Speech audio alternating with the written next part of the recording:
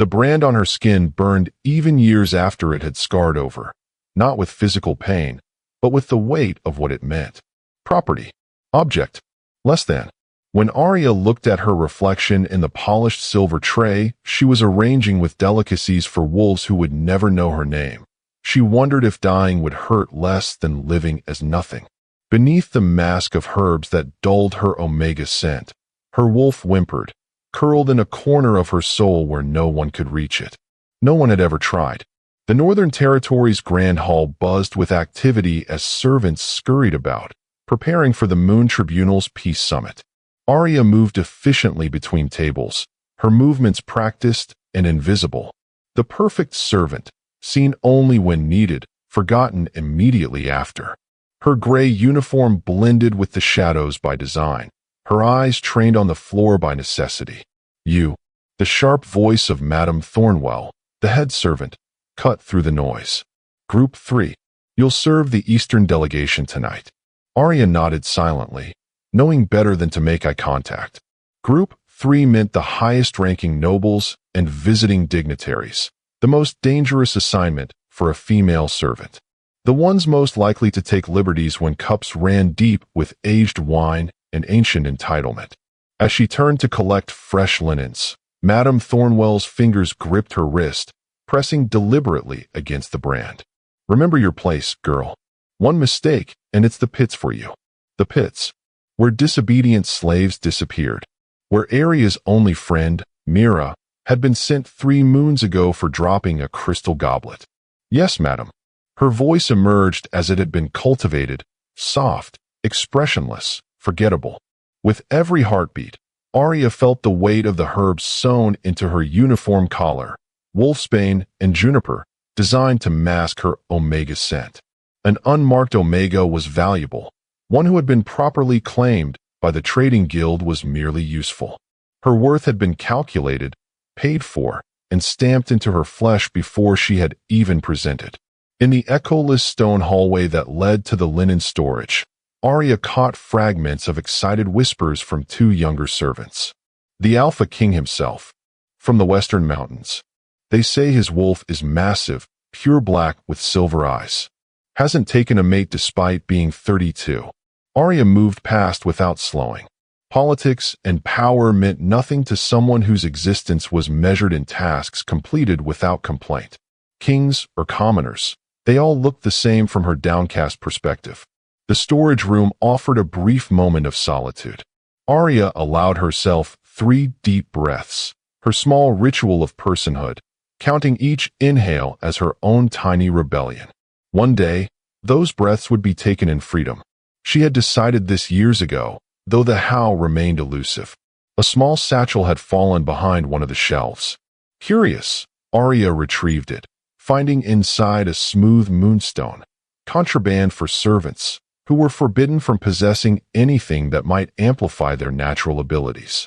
Moonstones strengthened wolf connections, making it harder to suppress the shift. Without thinking, she slipped it into her hidden pocket, something that belonged to no one else, just for a moment. The sharp clang of the ceremonial bells signaled 1 hour until the dignitaries would arrive. Arya tucked the stolen moment away and gathered her linens, resuming her role in the machinery of service. Back in the Grand Hall, she moved with practiced efficiency, laying fine cloths across tables that would soon hold the elbows of wolves who considered her kind furniture rather than kin. The servers were arranged by height and appearance. Arya, with her unusual amber eyes and chestnut hair, was positioned where the most important guests would sit. Pretty things for pretty wolves, Madame Thornwell often said, her voice carrying the edge of someone who had been on both sides of the equation. As the final preparations neared completion, the atmosphere shifted perceptibly. Guards straightened, servants lowered their eyes even further, and the air itself seemed to hold its breath. The alpha nobles had begun to arrive. Arya took her position against the wall, hands clasped before her, eyes downcast. She had performed this role 1,000 times at 100 different functions. Tonight would be no different. Serve, vanish, survive. Through her lashes, she watched the procession enter, a kaleidoscope of expensive fabrics, glittering jewelry, and predatory movements. Alphas moving in well-choreographed patterns of dominance and deference, political hierarchies displayed in subtle body language that even the most oblivious beta could read. What followed was the usual ritual: seating arrangements, introductions, thinly veiled insults disguised as compliments. Arya poured wine, replaced plates, and disappeared between necessary moments, exactly as she had been trained. The Alpha King of the Western Mountains, Ryder Vane, announced the seneschal, his voice echoing through suddenly hushed conversations. Despite herself, Arya's curiosity sparked. The Western Mountains had abolished slavery generations ago. Their delegation was rumored to walk with even Omega wolves as equals, a concept so foreign it seemed like fantasy. At the same time, a strange sensation prickled along her skin, not quite pain, not quite pleasure. The moonstone in her pocket seemed to warm, though that should have been impossible through the thick fabric. The massive doors swung open wider, and he entered. The air thickened. Her wolf stirred. Actually stirred, for the first time in years. Alpha King Ryder Vane moved like darkness given form, power contained in deliberate restraint. Tall, broad-shouldered, with midnight hair that brushed his collar and features that seemed carved from the very mountains he ruled. But it was his eyes that arrested every gaze in the room, silver as moonlight, ancient as the primal law that governed their kind. Those eyes swept the gathering with cool assessment, missing nothing, cataloging threats, measuring worth, dismissing pretenders. Then they found her. Arya's training screamed at her to look away, to fade into the wall, to disappear. Yet she couldn't move. Between one breath and the next, something impossible happened. A connection snapped into place, an invisible cord pulling taut between them. Time slowed. The room fell away. Despite the wolfsbane and juniper, despite the years of brutal suppression, her wolf surged forward with such force that Arya nearly gasped aloud. Mate.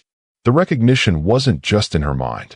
The Alpha King's step faltered, imperceptible to anyone not watching with her intensity, but to Arya, it might as well have been a thunderclap. His nostrils flared slightly, eyes narrowing, head tilting in that subtle way of wolves trying to catch an elusive scent. He found it anyway, despite everything designed to hide her. Madame Thornwell's sharp elbow in her ribs broke the moment. "Wine, girl," she hissed. "Now." Arya's body responded automatically, while her mind remained locked in shock. She collected the crystal decanter with trembling hands and approached the high table where Ryder Vane now sat at the right hand of the Northern Alpha, Lord Crenshaw. She kept her eyes down, fighting the inexplicable pull to look up, to meet that silver gaze again. Her wolf prowled beneath her skin, more awake than it had been since childhood, demanding recognition. As she leaned to pour the wine, Lord Crenshaw's son, Thorn, shifted his arm deliberately into her path. The decanter tipped, dark red liquid splashing across the pristine tablecloth. "Clumsy bitch," Thorn snarled, his hand striking out with practiced cruelty. The blow never landed. In a movement too fast to follow, Ryder Vane's hand caught Thorn's wrist mid-air, stopping it with such force that the younger Alpha's bones ground audibly. The room fell silent as death. "Touch her," Ryder said, his voice soft as falling snow and just as cold, "and you'll lose the hand." Horror and shock rippled through the gathering. No one moved. No one breathed. Under the weight of his stare, Thorn's face drained of color. "She's just a servant," he managed, confusion evident. "Property of the Northern. She is mine." 3 words, spoken with such absolute certainty that they seemed to rewrite reality itself. "My mate." The declaration ignited chaos. Lord Crenshaw sputtered indignantly. Nobles rose from their seats. Guards moved toward the high table, uncertain which Alpha to defend. Arya stood frozen, the decanter still clutched in white-knuckled hands, her entire existence balanced on the knife's edge of this impossible moment. Without breaking eye contact with Thorn, Ryder extended his hand toward her, not grabbing, not commanding. Offering. "Your name," he said, his voice pitched for her alone, though in the stunned silence it carried. No one had asked for her name in so long that Arya's voice stuck in her throat. Her wolf pressed forward, desperate to answer his call. "Arya," she whispered, the sound of her own name strange on her tongue. Something softened in his severe expression.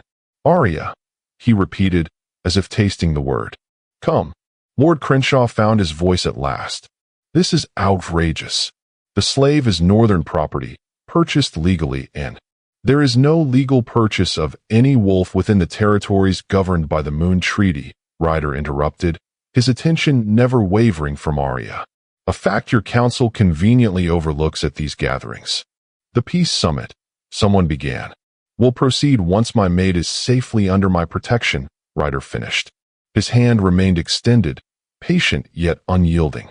"Your choice, Arya. Always your choice." Choice. The word hit her like a physical blow. No one had ever offered her choice. Deep down, she knew the truth. The moment their eyes had met, something fundamental had shifted in the universe. The mate bond wasn't myth. It was slamming through her with the force of a hurricane, recognizing what her conscious mind was still struggling to accept. As the tension in the room stretched to breaking point, Arya became aware of the moonstone pressing against her thigh through the fabric of her pocket. Warm now, almost hot, as if responding to the Alpha King's presence. Maybe it was fate, that strange, unnamed force that had prompted her to take the stone just hours before everything changed. Her body moved on instinct, her fingers reaching for his. The moment their skin touched, a visible shudder ran through Ryder's powerful frame. The connection between them flared like wildfire, consuming any doubt that might have lingered. As fire bloomed beneath her skin, Arya felt her wolf rise completely for the first time in years, joyful and straining toward its other half. Ryder drew her gently behind him, positioning his body between hers and the rest of the room. The protective gesture was so foreign to her experience that Arya nearly stumbled. This summit was called to address territory disputes. Ryder addressed the gathering, his voice carrying unquestionable authority. "Perhaps we should begin by discussing the Northern Territory's continued violation of the slavery prohibition clauses." Lord Crenshaw's face purpled with rage. "You dare threaten our sovereignty over a serving girl? Over a claimed Omega who has been disciplined and trained for her position?" "I dare much more than threats," Ryder replied simply. Then, without warning, he turned to Arya. "Show me." She understood immediately what he meant. Slowly, reluctantly, she pushed up her sleeve, revealing the brand that marked her as property of the Northern Trading Guild. The stylized wolf's head surrounded by chains, burned deep enough to ensure the scar would never fade. The air around Ryder changed, growing heavy with the scent of controlled rage. His eyes flashed from silver to black as his wolf surged forward. Without looking away from her brand, he addressed the room with deadly calm. "The delegation from the Western Mountains withdraws from these proceedings immediately." His hand found Arya's again, gentle despite the fury radiating from him. "My people are leaving. All of my people." The implications hung in the air like storm clouds. War, broken alliances, economic collapse for territories dependent on Western trade. All over a serving girl no one had bothered to name.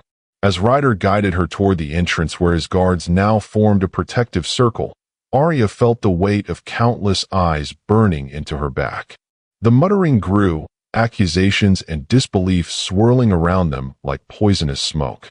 She hadn't spoken a word beyond her name, hadn't consented or refused, hadn't processed the seismic shift that had just shattered her existence.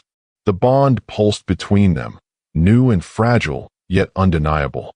Her fate had changed in an eye blink from own thing to what? Royal mate? Political pawn? Something else entirely? Before they reached the doors, Thorne Crenshaw's voice cut through the chaos. "This is a manipulation. Check her for Moonstone. Omegas use them to fake mate bonds with powerful alphas. It's an old trick." The Moonstone in her pocket felt suddenly heavy as a stone. As if sensing her panic, Ryder's hand tightened around hers. "We leave. Now." His voice brooked no argument, not from her, not from anyone. As they stepped through the massive doors into the cool night air, Arya's world tilted on its axis. Behind her lay everything she had ever known: captivity, invisibility, survival. Before her stretched something unimaginable: possibility.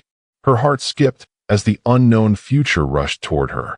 The Alpha King, her supposed mate, towered beside her, his presence both terrifying and exhilarating. And just like that, everything changed. His touch burned hotter than the iron that had branded her, not with pain, but with a terrifying promise. Freedom came with a price, and Arya wondered if exchanging one master for another, even one called mate, was truly escape or merely a more beautiful cage. The Western Mountains delegation moved with military precision through the Northern Territory's sprawling grounds, a formation of black-clad guards surrounding Ryder and Arya like a living shield. No one spoke. The tension vibrated in the air, thick enough to choke on, as the distant sounds of chaos erupted from the summit hall behind them. "My lords," a northern servant rushed toward them, his face pale with panic. "The gates have been ordered sealed. Lord Crenshaw demands." "Lord Crenshaw," Ryder interrupted without breaking stride, "is about to learn the difference between demands and consequences." As if summoned by his words, a bone-chilling howl split the night, joined immediately by another, then another, until the chorus surrounded the entire compound. Wolves. Dozens, perhaps hundreds, their voices harmonizing in the ancient call of a pack rallying to their alpha. The servant stumbled backward, terror etched across his features. Without another word, he fled into the darkness. Arya trembled, not from cold, but from sensory overload. The herbs dulling her senses were fading quickly, burned away by adrenaline and proximity to her, to the Alpha King. Sounds became sharper, scents more distinct. Most overwhelming was Ryder himself, pine and mountain stone, and something darker, like thunder before a storm. Yet despite his iron grip on her hand, he hadn't spoken directly to her since they'd left the hall. His attention remained on their surroundings, silver eyes constantly scanning for threats, body coiled with lethal readiness. The space between them buzzed with unspoken questions. As they approached the main gates, Arya gathered her courage. "They'll come after you. After us." Her voice emerged steadier than she felt. "Northern wolves don't surrender what they consider theirs." Ryder's gaze shifted to her face, intense and unreadable. "Nor do I." The simple declaration sent a shiver down her spine that had nothing to do with fear. The bond between them pulsed like a living thing, though she fought to ignore it. Mate bonds could be rejected, she reminded herself. Nothing was truly fated, only convenient or inconvenient. Without warning, the massive iron gates swung open before them.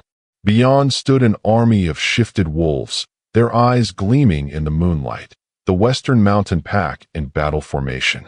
At their center waited an enormous black wolf with eyes like liquid silver, obviously Ryder's second-in-command by the deference shown.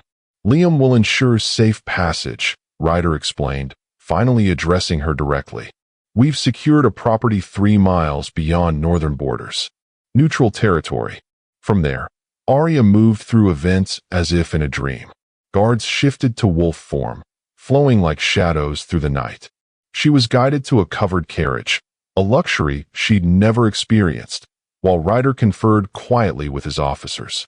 As the carriage door closed, separating her from her supposed mate, relief and disappointment warred within her chest. The moonstone still pressed against her thigh through her pocket, and the accusation from the hall echoed in her mind. Asterisk, check her for moonstone. Omegas use them to fake mate bonds. Asterisk. Truth be told, she hadn't intended deception. She'd simply pocketed a beautiful thing, a small act of rebellion. Now it seemed like damning evidence against her. In the quietness of the carriage, Arya extracted the stone. It pulsed with gentle silver light, warm against her palm. Without thinking, she leaned forward and tucked it into the cushioned seating, pushing it deep into the upholstery where it wouldn't be found. One problem solved, yet the larger question remained. Why had the Alpha King claimed her? The carriage lurched forward, and through the small window, Arya caught a final glimpse of the northern compound, the only home she'd ever known, though it had never been a sanctuary. Strange how leaving a place of suffering could still feel like loss. The journey passed in tense silence. Occasionally, howls echoed through the night. Communication between pack members, she realized. Every sound made her flinch, expecting pursuit that never materialized. By the time the carriage slowed, dawn had begun to stain the horizon with pale gold. She hadn't realized she'd been drifting in and out of sleep until the door opened, revealing Ryder's imposing silhouette against the brightening sky.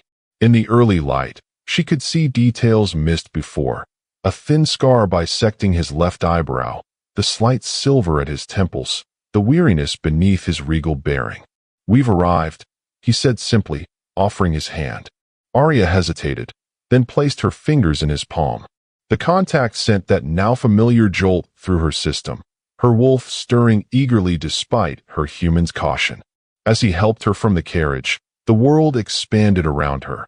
Not a military encampment as she'd expected, but a sprawling stone manor house nestled against dense forest, with mountains rising majestically in the distance. "The Crescent Estate," Ryder explained, watching her reaction closely. "My family's diplomatic residence. We're beyond northern reach here." A female wolf approached, tall, regal, with striking amber eyes and auburn hair streaked with gray. She wore practical clothing rather than finery, her only adornment a silver pendant bearing the Western Mountains crest. "My sister, Lyra," Ryder introduced, "head of our diplomatic corps." Lyra's gaze traveled over Arya with undisguised curiosity, lingering on the servant's uniform, the still visible brand on her wrist. Without preamble, she addressed her brother. "It's true then? A mate bond?" "Yes." His response left no room for debate. "Under extraordinary circumstances," Lyra noted, her tone carefully neutral. Her attention returned to Arya. "You must be exhausted. And hungry." The simple acknowledgement of her basic needs, so long ignored by others, momentarily robbed Arya of speech. She managed a nod. Lyra's expression softened fractionally. "I've prepared rooms for you. Food, clothing, anything you require." "Separate rooms," Ryder clarified, something complicated passing between the siblings. Adjoining, but separate. The implication struck Arya like a physical blow. Despite the mate claim, despite appending an entire peace summit, he wasn't assuming ownership. The realization was so foreign she struggled to process it. As they entered the manor, Arya became acutely aware of her appearance.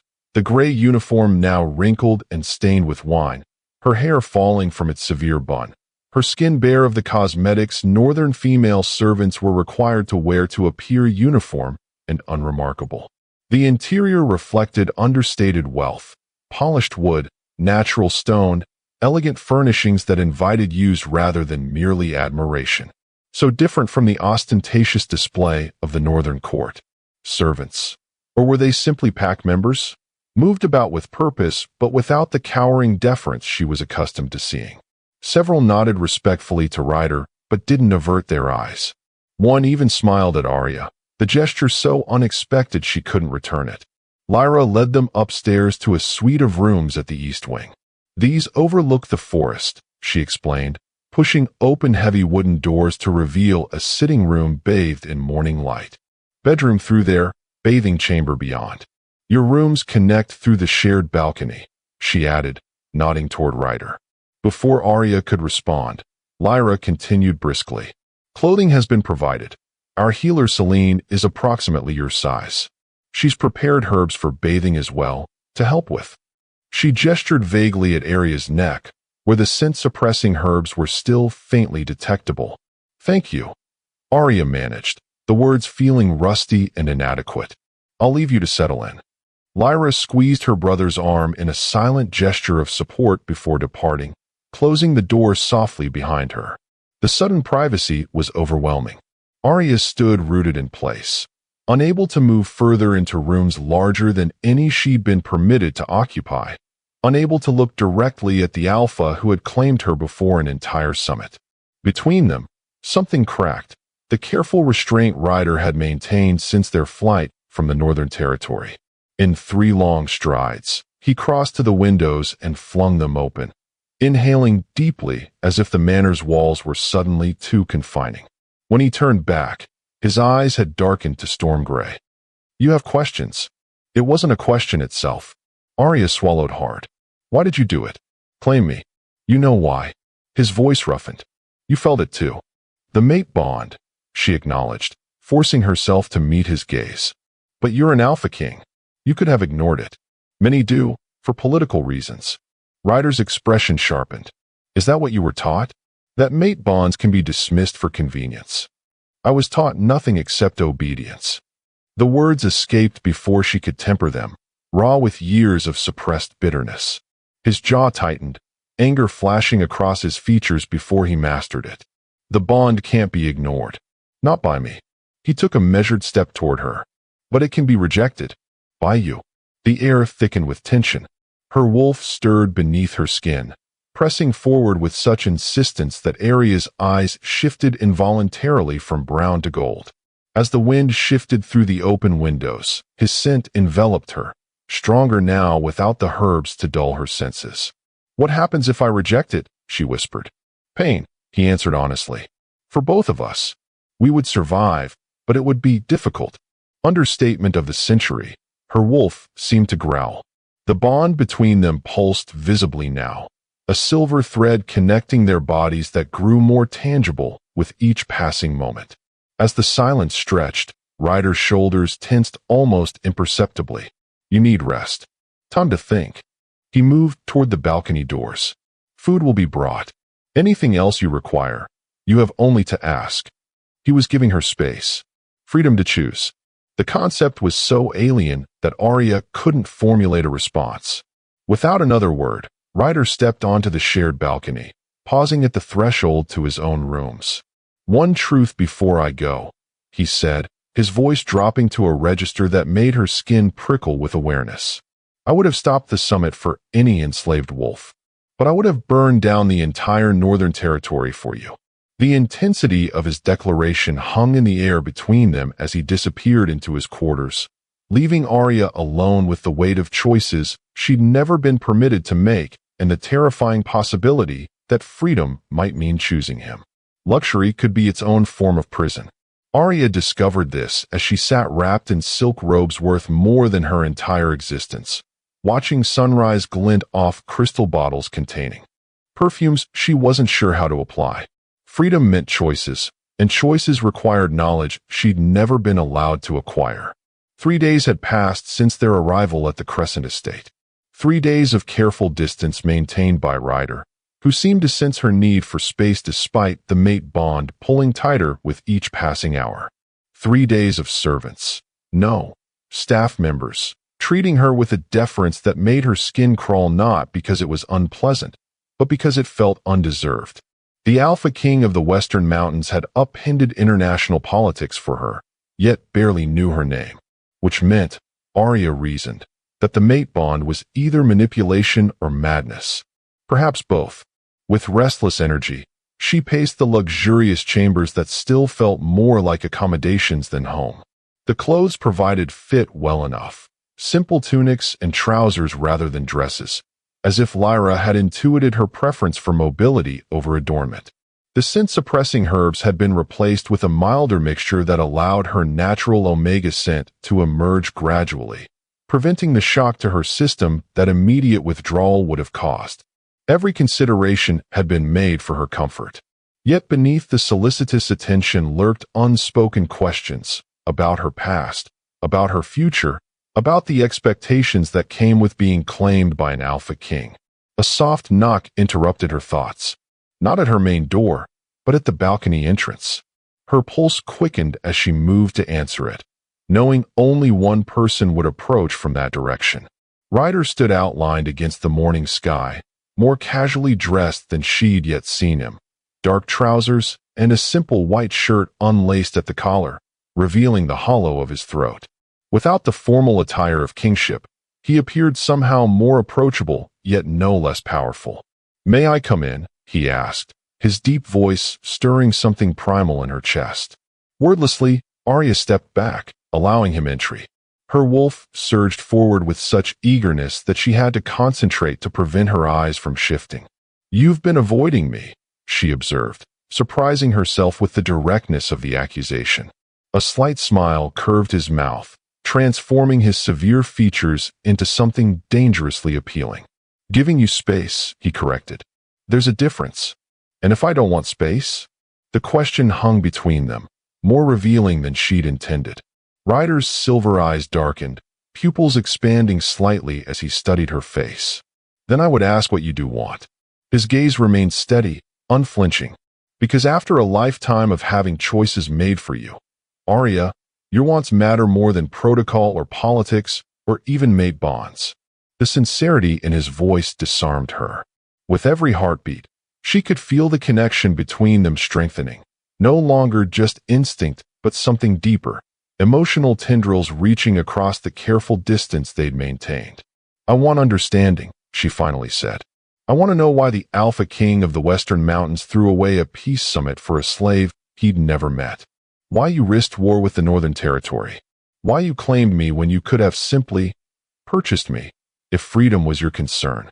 Rather than answering immediately, Ryder moved to the open balcony doors, bracing his hands against the frame. The morning light carved his profile into sharp relief, highlighting the tension in his shoulders. "The mate bond is rare," he began, his voice pitched low.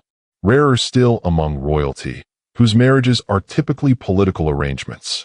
My parents were an exception, true mates who found each other despite being from rival packs." He turned to face her, expression grave. "I watched what happened when my mother died in childbirth with my younger sister. My father survived physically, but the bond break nearly destroyed him. He ruled, but never lived again." Arya's chest tightened at the raw pain etched across Ryder's features. "You feared the same fate if you denied our bond." "No." His response was immediate, almost fierce. "I feared denying you your rightful place because of outdated prejudice and arbitrary hierarchies. Bond or no bond, no wolf deserves enslavement." But the moment our eyes met, he exhaled slowly, visibly gathering himself. I felt everything shift, as if the world had been slightly wrong until that precise moment. The confession hung in the air between them, devastating in its vulnerability. This was no practiced diplomatic speech, no calculated political move. This was truth, offered without expectation.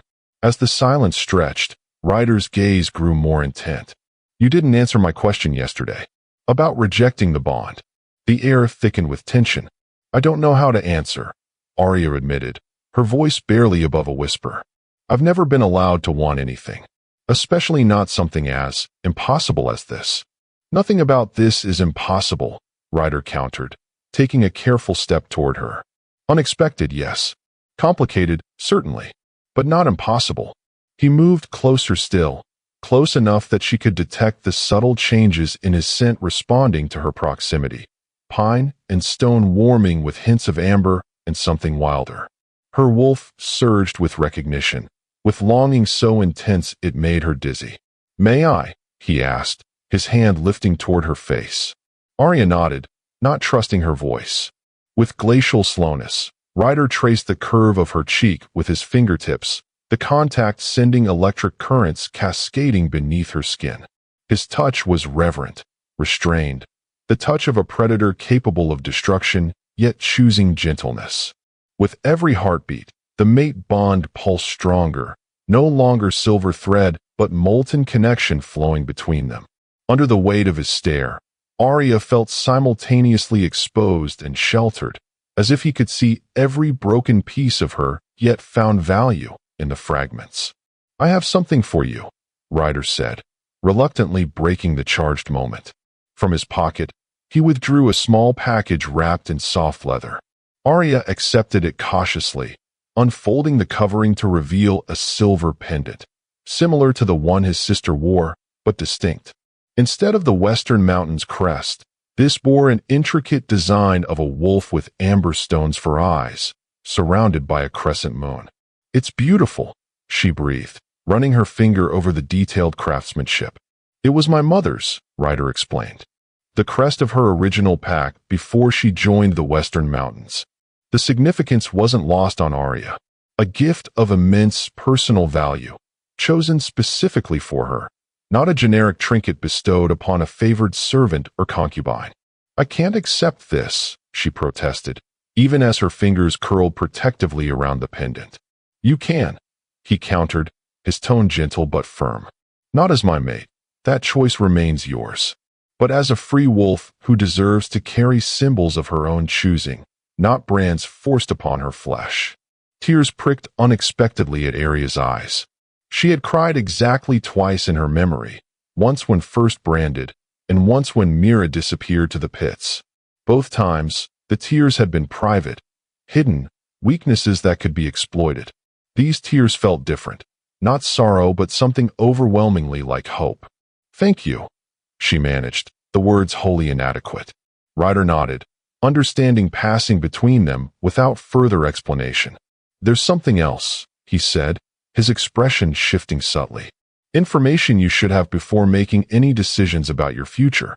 The sudden seriousness in his tone sent a chill down Arya's spine. "What information?" "My diplomatic team has been investigating your background. Standard procedure when bringing any new wolf into royal protection," he explained. "They found something unexpected in the Northern Territory's slave registry." Her wolf bristled defensively. "What?" "Discrepancies in your acquisition documents. Inconsistencies in your origin story." His silver eyes held hers steadily. "Arya, there's evidence suggesting you weren't born into slavery at all. You may have been taken, stolen, as a young child." The revelation struck like physical impact, driving the air from her lungs. "That's not possible. I've always been property." Ryder finished when she faltered. "That's what they wanted you to believe." A memory surfaced, fragments she'd long suppressed. A woman's voice singing. The scent of wildflowers. A small blanket clutched in tiny hands. Images without context, sensations without explanation. "If this is true," she said slowly, struggling to process the implications, "then who am I? Where did I come from?" Ryder's expression tightened with restrained emotion. "That's what we're trying to discover. But there's more. Something potentially dangerous for both of us." The balcony doors suddenly burst open, admitting Lyra, her composed diplomatic demeanor replaced by unmistakable urgency. "Ryder, Northern envoys have crossed onto neutral territory. Lord Crenshaw himself leads them." "How many?" Ryder demanded, instantly alert. 20 wolves, fully armed," Lyra reported grimly. "They're demanding the return of stolen property and threatening war if refused." The space between one breath and the next stretched into eternity as Arya processed what this meant. They had come for her, to reclaim their investment, to punish her escape, to erase the embarrassment of an alpha king choosing a slave as mate. Ryder's voice cut through her rising panic. "Assemble the council. Full defensive positions." He turned to Arya, his expression softening despite the crisis.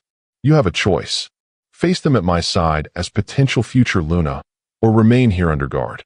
Either way, you will not be surrendered. Not now. Not ever." As the tension broke around them, Arya made the first truly free decision of her life. With trembling fingers, she fastened his mother's pendant around her neck. "I'll stand with you," she declared, her voice stronger than she felt. "Not because of the mate bond, but because I refuse to be property again." Something like pride flashed across Ryder's face, quickly masked by determination as he extended his hand. "Then we faced them together." As their fingers interlaced, the bond between them flared with such intensity that both their eyes shifted simultaneously, his to alpha silver, hers to omega gold. In that moment, the incomplete fragments of Arya's identity seemed less important than the unshakable certainty taking root within her chest. She might not know who she had been, but she was beginning to understand who she could become. Standing beside an alpha king should have made her feel powerful. Instead, Arya's fingers curled around the crescent pendant at her throat as Lord Crenshaw's gaze burned into her with such hatred that she wondered if freedom was worth the price others might pay for it. The great hall of the Crescent estate hummed with barely contained aggression. On one side stood the Northern Territory delegation, 20 wolves in formal attire that didn't quite conceal the weapons beneath. Lord Crenshaw occupied the center position, his aging features twisted with indignation, flanked by his son Thorn and a thin, spectral man Arya recognized with a jolt of fear. Master Kell, head of the Northern Trading Guild, the man whose signature authorized every brand pressed into slave flesh. Opposing them, Riders' Council formed an imposing barrier. Lyra, the diplomatic chief, a massive bear of a man introduced as Garrison, war commander, and 3 other high-ranking pack members whose names blurred in Arya's anxiety. Behind them stood a dozen elite guards, their expressions stone, hands resting casually on sword hilts. Between these forces, Ryder stood with deceptive calm, one hand resting lightly at the small of Arya's back. The touch anchored her, though whether it was the mate bond or simply his unwavering presence, she couldn't tell.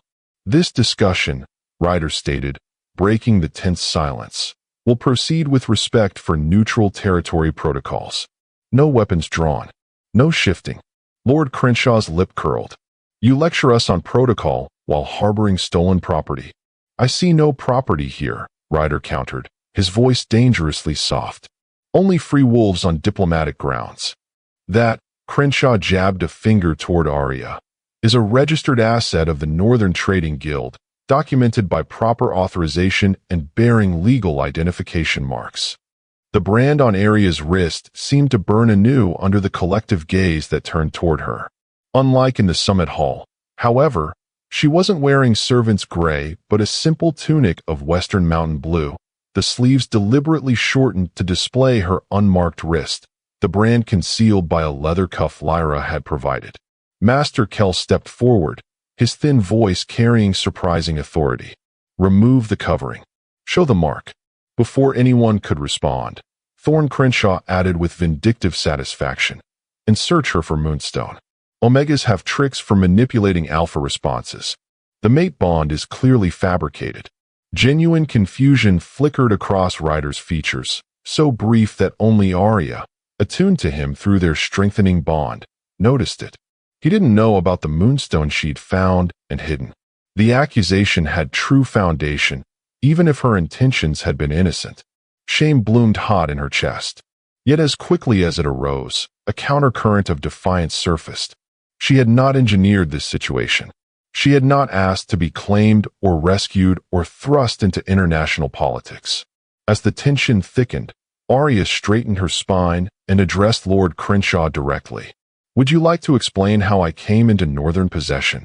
Her voice emerged stronger than she expected. The exact circumstances of my acquisition. Confusion replaced some of Crenshaw's arrogance. What nonsense is this? You were born property, like all your kind. Interesting. Lyra stepped forward, a document case in her hands. Our investigation into territory slave registries suggests otherwise. Subject number 3472. The designation given to Arya appears in Northern records 17 years ago without birth documentation, purchase transfer, or breeding registration. Master Kell's sallow complexion paled further. Administrative oversight. Nothing more. Or evidence of kidnapping, Garrison rumbled, his massive arms crossing over his chest. Trafficking a freeborn wolf across territory lines. A direct violation of the Moon Treaty, punishable by. Enough, Crenshaw barked. We didn't come to debate ancient paperwork. We came for what belongs to us. Throughout the escalating exchange, Ryder had remained silent, his silver gaze calculating as he observed the Northern delegation. Now he spoke, his tone deceptively conversational. You've brought the Trading Guild Master to a diplomatic meeting, he noted. Curious choice. Unease rippled visibly through the Northern party.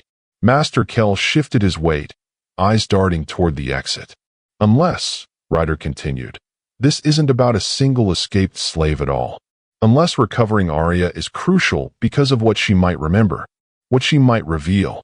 The atmosphere in the hall changed, charged with newly dangerous currents.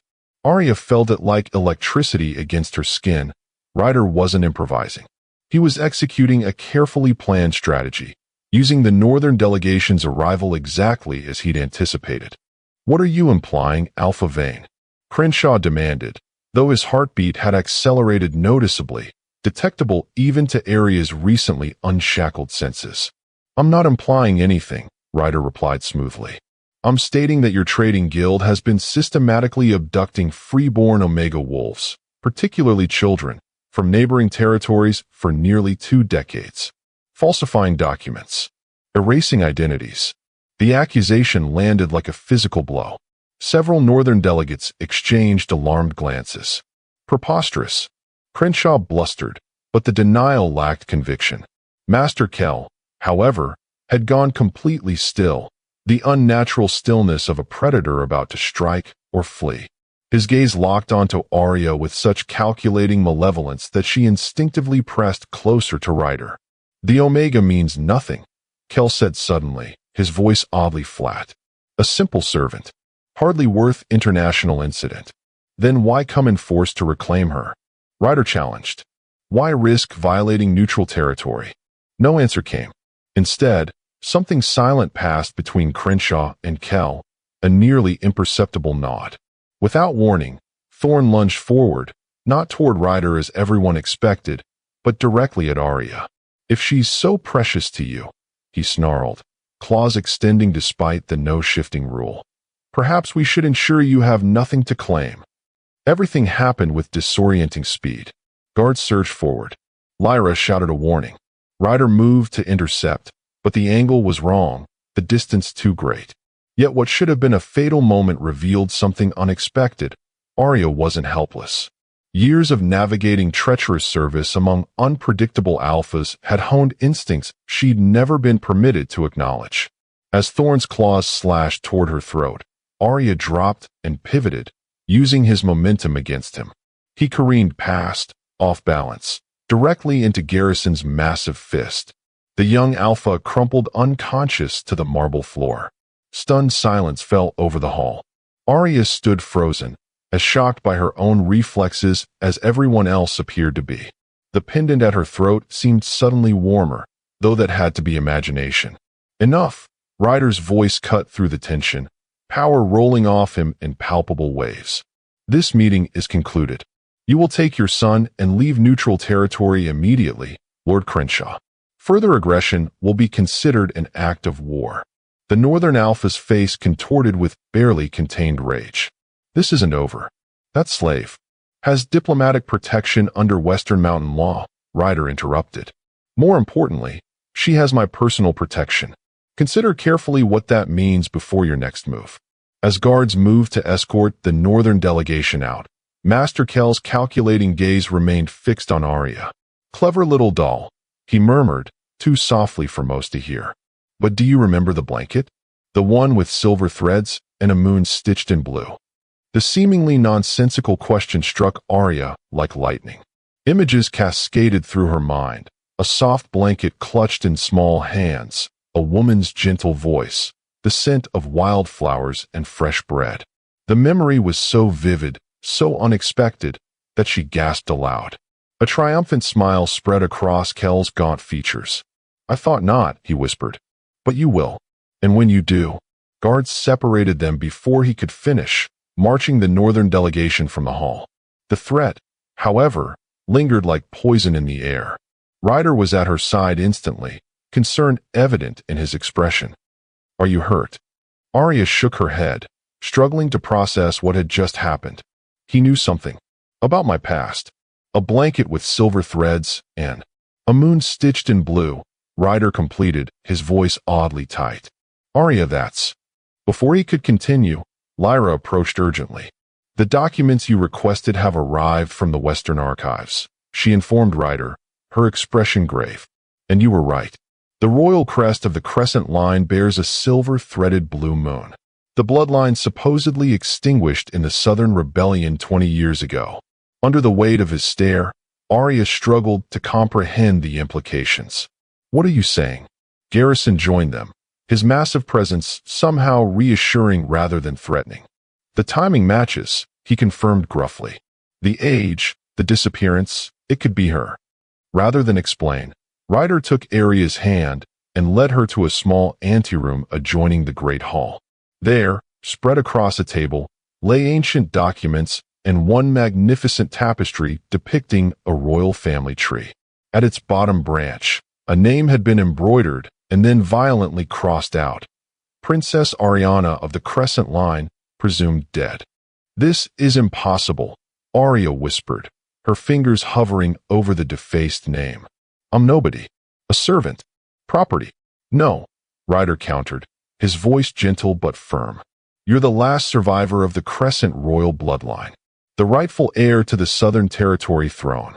And, he added, something complicated passing through his expression, "betrothed from birth to the Western Mountains royal line as part of an alliance treaty never fulfilled because of your family's overthrow." The pendant at her throat seemed suddenly heavy, its significance transforming from simple gift to royal insignia. "Your mother's pack," she realized aloud. It wasn't just any pack. It was the Crescent Line, he confirmed. "Our families were allies for generations." "The pendant recognized you, Arya. Royal artifacts carry old magic, responding only to true bloodline. That's why it warned you when Thorn attacked." As the silence stretched, truth unraveled between them in all its messy complexity. The mate bond hadn't appeared by cosmic accident. It had been ordained before either of them drew breath, a political alliance transformed by fate into something far more powerful. "So you knew," Arya said finally, hurt crystallizing in her chest despite all logic. "You claimed me because of bloodlines and treaties. Not because. I claimed you because the moment our eyes met, everything in me recognized you as mine," Ryder interrupted, fierce conviction in every syllable. "I investigated your background afterward, looking for leverage against the Northern Territory's inevitable retaliation." Between them, something cracked, the careful restraint both had maintained since her rescue. "I don't know how to be royal," Arya confessed, vulnerability bleeding through her newly constructed defenses.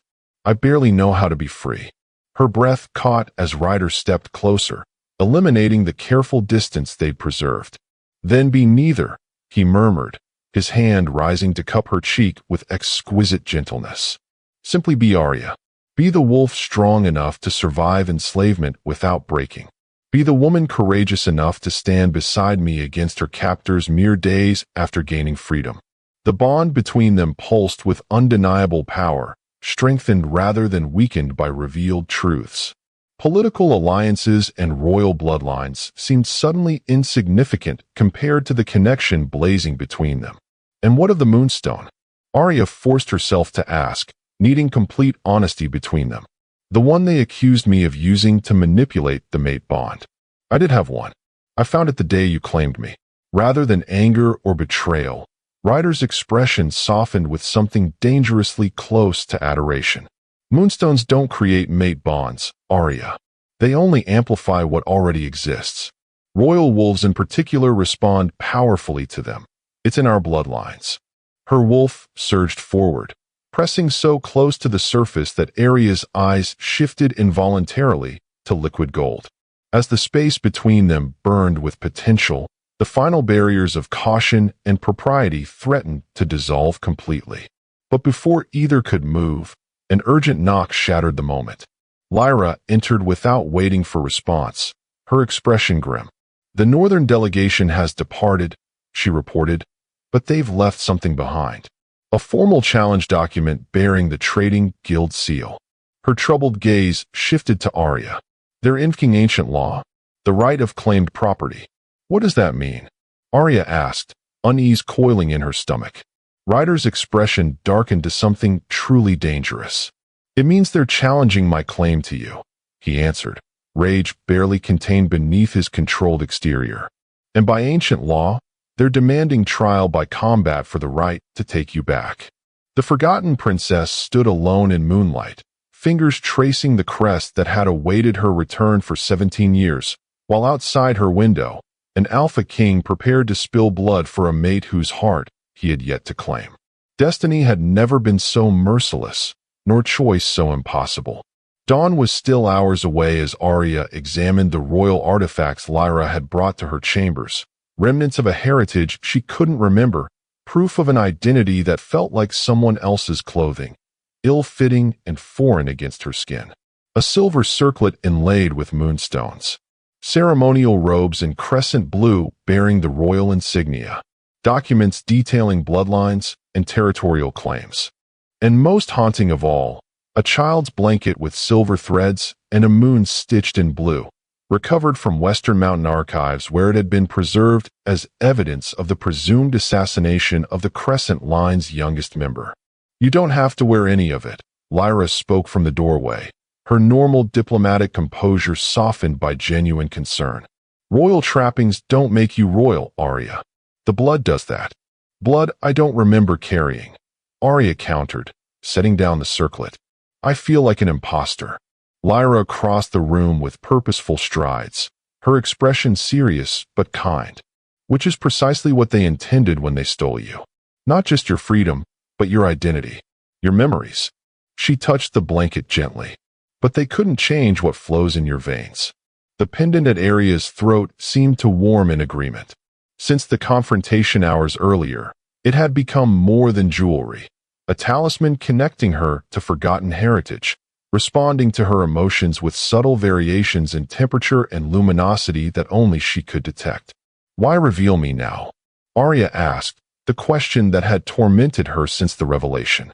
"After all these years, why did Master Kell practically announce my identity in front of witnesses?" "Because they're desperate," Lyra replied grimly. "The challenge for claimed property is a desperate gambit. They don't simply want you back as a slave. They want to prevent you from ever remembering, from reclaiming your birthright to the Southern Territory, which adjoins Northern Territory lands." Arya realized, political geography lessons from serving at diplomatic functions surfacing in her memory. If the Southern Royal Line were restored, the Northern Trading Guild would lose their primary trafficking routes, Lyra confirmed. More importantly, evidence of their role in the Crescent Line assassination would threaten the entire Northern power structure. The scope of implications staggered Arya. This wasn't simply about one escaped slave. This was about territories, power structures, and crimes hidden for nearly 2 decades. She had been reduced to property not just for convenient service, but as deliberate erasure of royal bloodline. "Where is Ryder?" she asked, the question emerging unbidden. Something complicated passed through Lyra's expression. "Preparing. The challenge must be answered by tomorrow's moonrise according to ancient law." "He can refuse," Arya insisted. "This is archaic nonsense. Trial by combat over a person as if I were a disputed hunting ground." "He won't refuse," Lyra said softly. "Not just because of the mate bond, though that alone would drive him to accept, but because refusing would acknowledge their claim has merit, that you could be property at all. Then I should be the one to fight," Arya declared, frustration burning through her veins. "This is my freedom, my identity at stake, not his." Lyra's expression shifted to one of surprised respect. "You're more royal than you realize," she observed. "That combination of practicality and pride is pure Crescent bloodline. Your mother had it too." The casual mention of her mother, a woman Arya had no memory of, landed like a physical blow. "You knew her?" "I was 13 when our families negotiated the betrothal treaty," Lyra confirmed, something like nostalgic sadness softening her features. "Queen Alara was formidable, brilliant. You have her eyes." The information settled like a weight in Arya's chest, connection to a past she couldn't access, legacy she didn't know how to honor. With every revelation, the chasm between slave Arya and Princess Ariana grew wider, more impossible to reconcile. "I need to see him," she decided abruptly. "Before this challenge. I need to." A knock interrupted her, 3 rapid beats against the chamber door.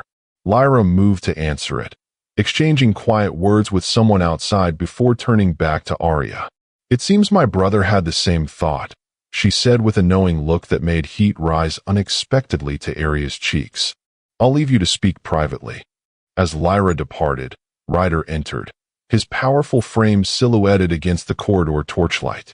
He'd changed from diplomatic attire into training clothes, the simple linen shirt and leather breeches emphasizing his warrior physique rather than his royal status. A thin sheen of sweat glistened on his skin, evidence of intensive preparation. Without the distraction of political crisis or public scrutiny, Arya found herself acutely aware of his physical presence. The mate bond hummed between them, stronger with each passing hour despite neither having formally acknowledged it beyond the initial claiming. "You've been training," she observed unnecessarily, needing to break the charged silence. "Thorne Crenshaw is young, arrogant, but formidable," Ryder replied, moving further into the room with the contained grace of an apex predator. "The challenge allows him choice of combat format. We must be prepared for any possibility." "You don't have to do this," Arya said, echoing her earlier words to Lyra. "This fight isn't just about me anymore. It's about territorial politics and hidden crimes. Let the Western Mountains Diplomatic Corps handle it through proper channels." "Is that what you want?" Ryder asked, his silver gaze piercing through pretense. "For me to stand down? To handle your freedom, your identity, your future through proper channels?" The question hung between them, deceptively simple yet impossibly complex. "What I want," Arya began carefully, "is not to be the reason you risk your life or your kingdom. Not to be fought over like territory or traded like political currency. Not to be claimed by anyone, even your mate." The words emerged as barely more than a growl, the alpha in him responding to her implicit rejection. Rather than intimidating her, his intensity ignited something equally powerful within Arya. Her wolf surged forward, no longer cowed by years of suppression. "Especially my mate," she countered, stepping closer to him with newfound boldness. "Because a true mate would understand that after a lifetime as property, being claimed, even by fate, even by you, feels like another cage." The air between them thickened with tension, not just from the mate bond, but from fundamental truths finally spoken aloud. Ryder remained motionless, something like admiration flickering across his severe features. "You're right," he acknowledged finally, the admission clearly costing his alpha pride. "I claimed you publicly without your consent. I acted on instinct, on the bond's demand, without considering what freedom truly means for someone who never had it." His honesty disarmed her completely. Arya had expected defensiveness, perhaps even anger, not this raw vulnerability from an alpha king. And yet, she found herself saying, drawn a step closer by something stronger than conscious thought, "Despite everything, my wolf recognizes yours. Has from the first moment." "Recognition isn't the same as acceptance," Ryder replied, though his scent had intensified with her proximity, betraying his body's response to her nearness. "The bond exists, but your choice matters more." The pendant at her throat pulsed with sudden warmth, almost synchronizing with her accelerated heartbeat. In that moment, something crystallized in Arya's understanding. Choice wasn't about denying the bond, but claiming it on her own terms. "I don't want you to fight for me as unclaimed property," she said carefully, "or as the lost Crescent Princess, or even as your politically convenient mate." His expression remained perfectly controlled, though the bond between them transmitted the emotional impact of her words: uncertainty, disappointment, resignation. "What do you want then, Arya?" he asked simply. Without conscious decision, her hand rose to touch his face, fingertips tracing the sharp line of his jaw with unprecedented boldness.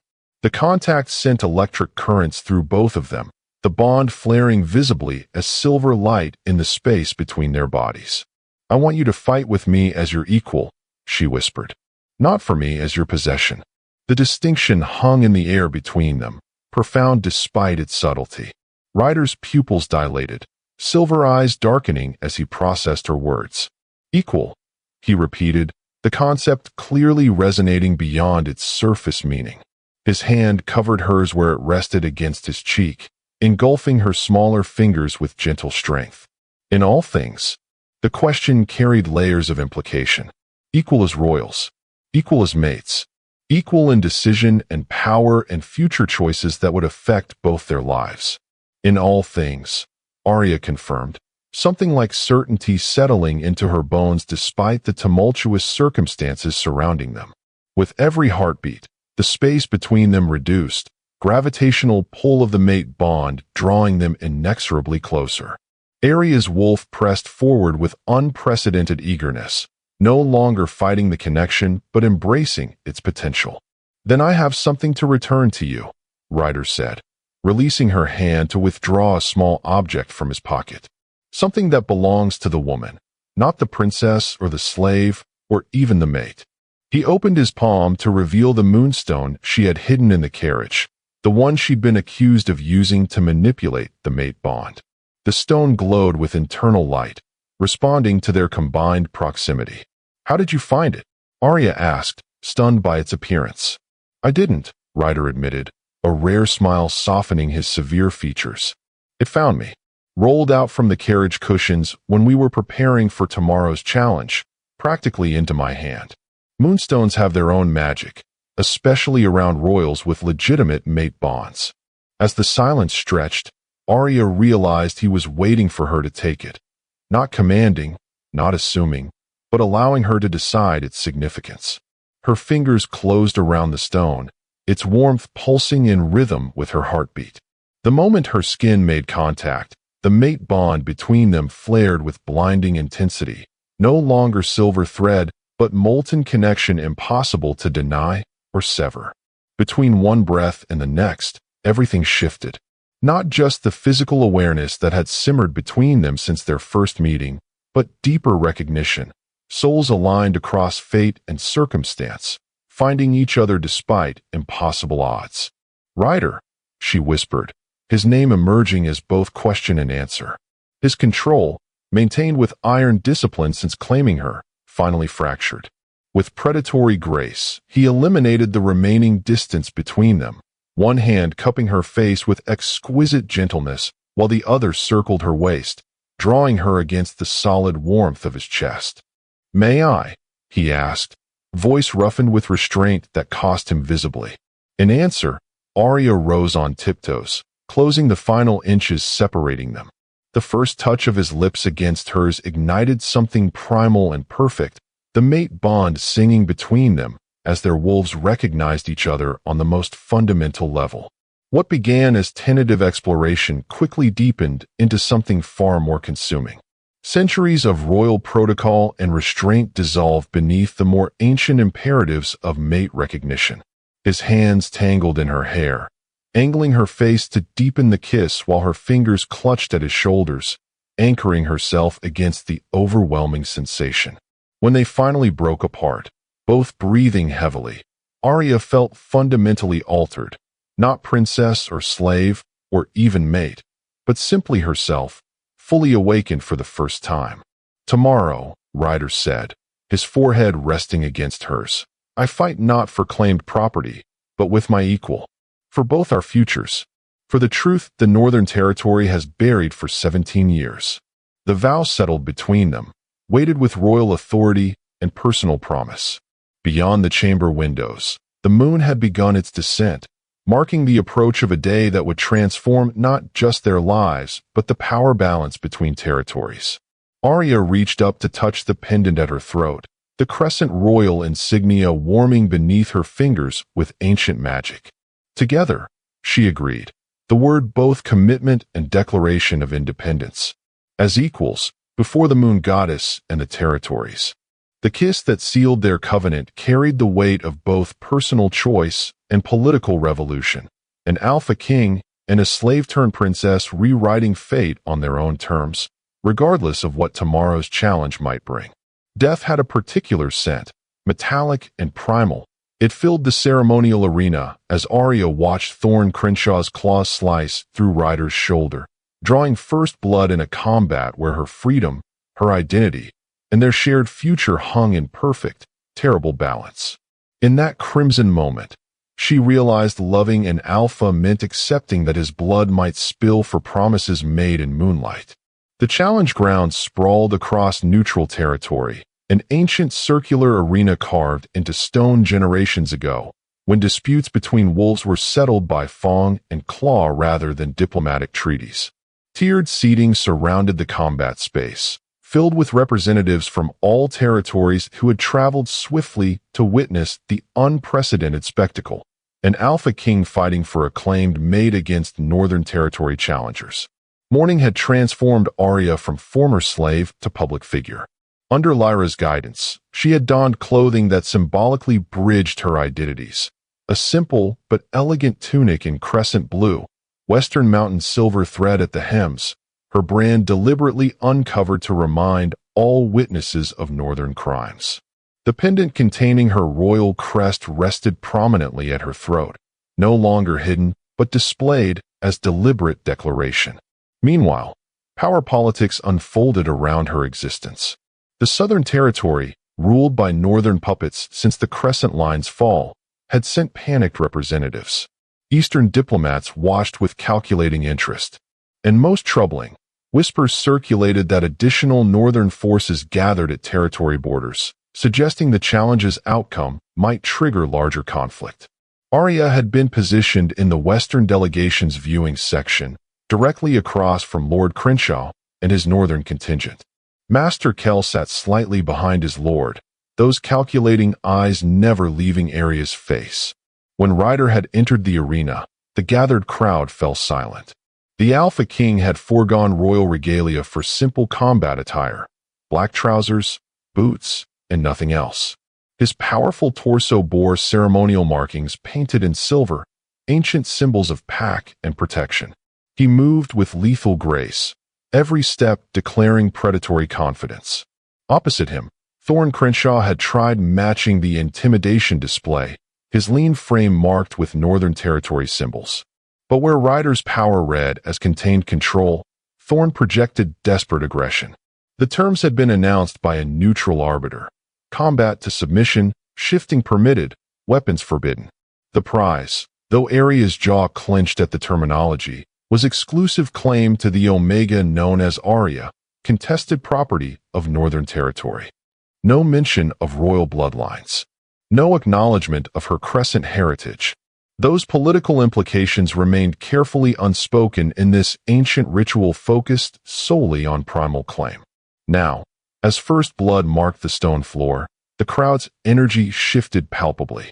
Thorne circled Ryder with newfound confidence, partially shifted claws extended. The wound on Ryder's shoulder looked worse than it likely was. Tactical first strike designed to draw gasps from spectators rather than cause serious damage. Yielding so soon, Alpha King? Thorne taunted, voice pitched to Carrie. Perhaps your advanced age slows your reflexes. Ryder's expression remained impassive, though Arya could feel the bond between them pulsing with controlled power. He was calculating, measuring, not simply reacting to provocation. Interesting strategy, he replied calmly, shifting smoothly into fighting stance. Announcing your attacks with unnecessary commentary. Before Thorne could respond, Ryder moved, a blur of controlled violence that sent the younger Alpha staggering backward.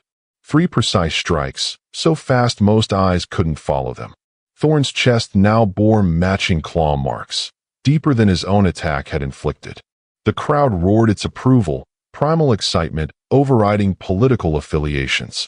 This was wolf justice in its most ancient form, speaking to instincts that transcended diplomatic niceties. Lyra leaned closer to Arya, her voice pitched below the crowd's noise. He's restraining himself, fighting for show rather than quick victory. Why? Arya questioned, tension coiling through her body as she watched blood drip from both combatants. Because this isn't just about winning the challenge, Lyra explained grimly. It's about public demonstration of Northern crimes. Every minute this continues gives witnesses time to see what they've done, to question why they fight so desperately to reclaim one supposed slave.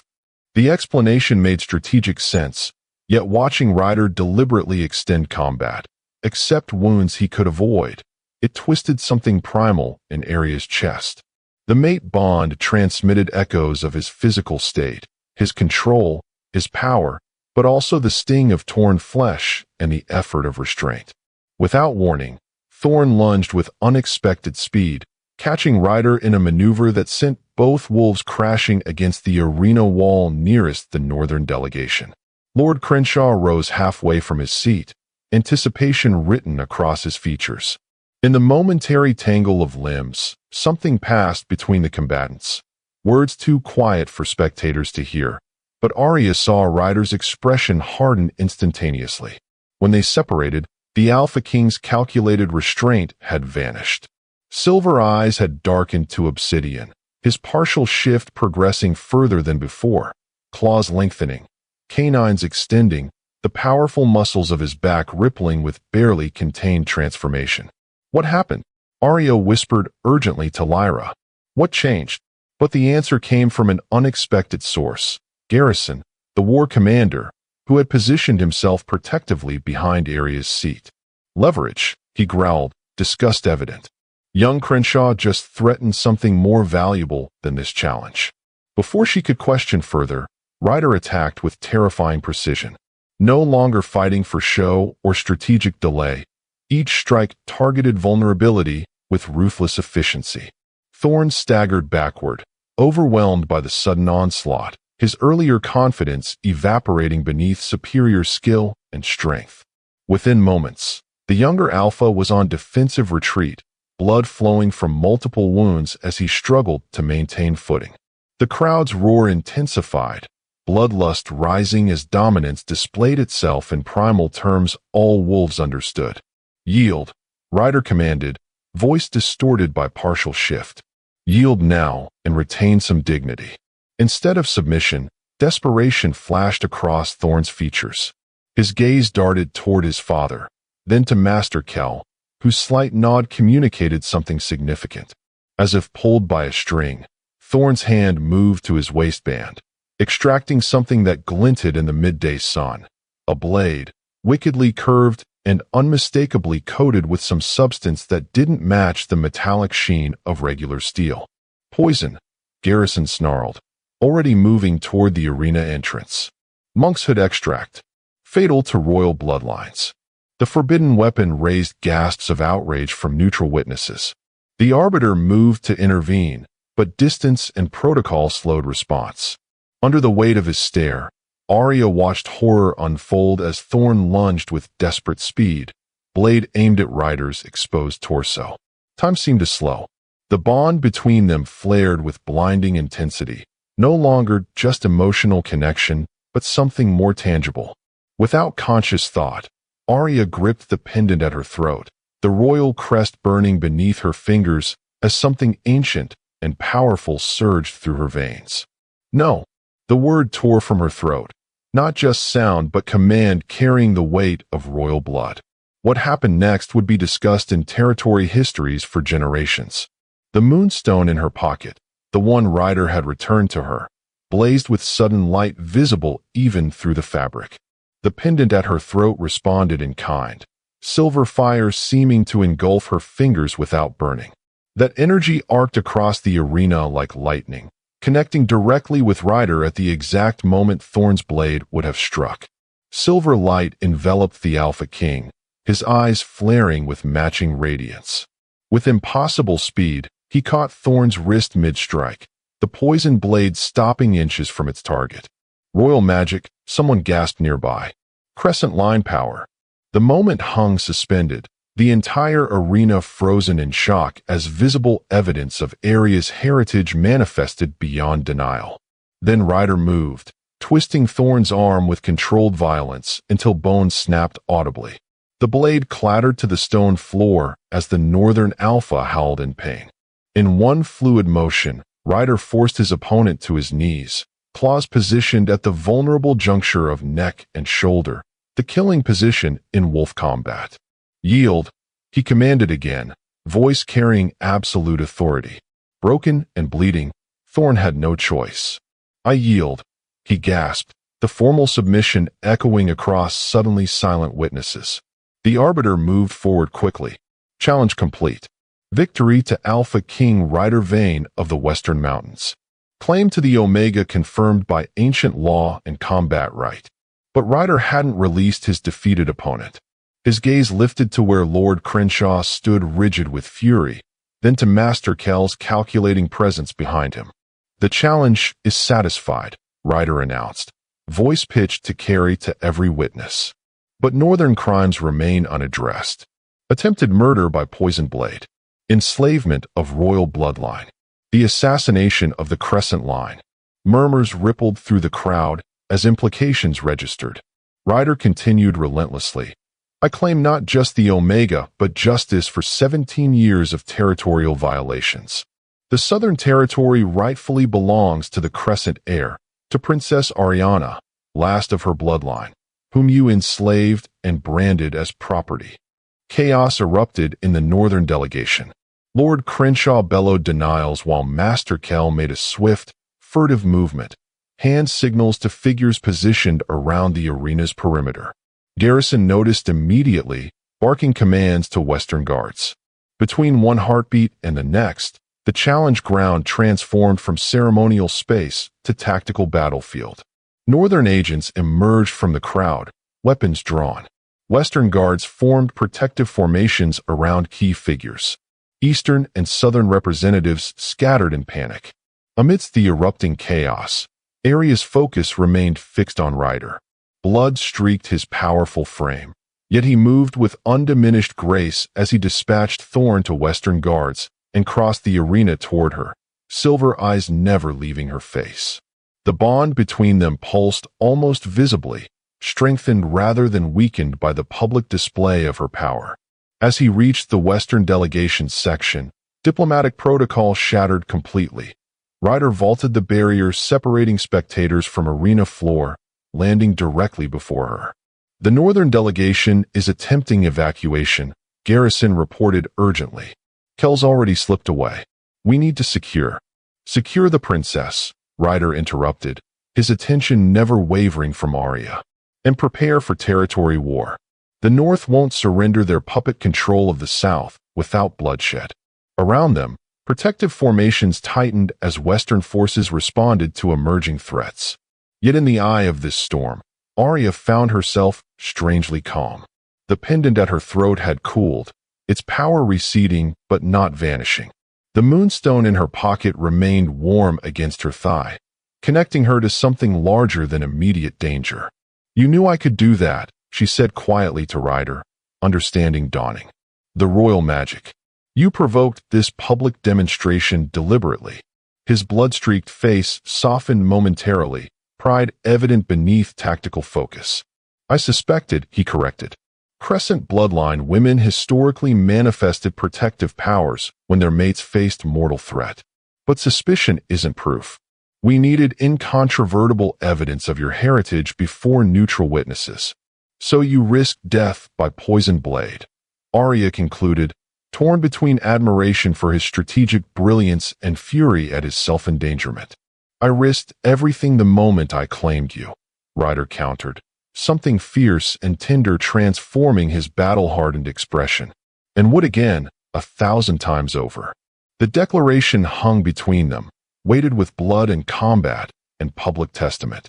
Not flowery courtship or political convenience, but wolf truth stripped to its essence, protection, sacrifice, commitment transcending rational calculation. As chaos swirled around them and the foundations of territorial power trembled, Arya made her choice. With deliberate movement, she reached for his bloodied hand, twining their fingers together in public declaration. "Not claimed," she corrected firmly. "Chosen. By both of us." His smile, rare and transformative, flashed briefly before tactical necessity reasserted itself. "We need to move. Northern reinforcements will arrive within hours." Lyra appeared at their side, already coordinating evacuation plans. "The Western contingent is ready. Southern representatives are requesting asylum, those not aligned with Northern interests." "And the East?" Ryder questioned. "Declaring neutrality while calculating advantage," Lyra replied with diplomatic precision. Typical. As preparations accelerated around them, Arya found herself at the center of political revolution sparked by her very existence. Former slave to contested property to revealed princess in mere days, the transformation should have overwhelmed her. Instead, with Ryder's hand still entwined with hers, the path forward seemed suddenly, strangely clear. "The Southern Territory," she said, decision crystallizing. "We go there first, not as conquerors, but as liberators. My people have lived under Northern control for 17 years. They deserve to choose their allegiance freely." Surprise and approval flickered across multiple faces. This was not the suggestion of a former slave accustomed to following orders, but a royal heir claiming birthright responsibility. The South has strategic advantages for defensive positioning, Garrison acknowledged, already mentally recalculating, and symbolic value that could rally additional support. It's also directly challenging Northern territorial claims, Lyra cautioned, though her expression suggested admiration rather than disagreement.